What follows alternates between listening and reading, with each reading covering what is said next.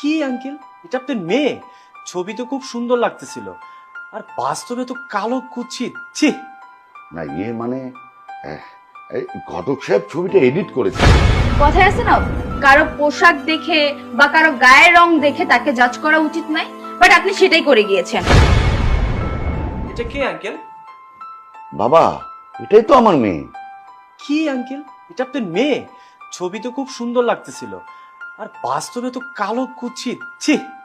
না মানে আহ, এই ঘটক সাহেব ছবিটা এডিট করেছিল। আমি বলেছিলাম এরকম ছবি পাঠাই। ঘটক বলল, দেখুন আপনার মেয়ে, বিয়ের দায়িত্ব আমার, আমি যেটা ভালো বুঝবো সেটাই করব। তাই আঙ্কেল, এটা কোনো কথা বললেন? ঘটক বললো আর আপনি রাজি হয়ে গেলেন? এটা কোনো কথা? বাবা, এই জন্যই তো আমাদের বাসায় তোমাকে একা আসতে বলেছি, বাবা মাকে নিয়ে আসতে বলিনি। তারা কি বলবে না বলবে, আমরা অপমানিত হব।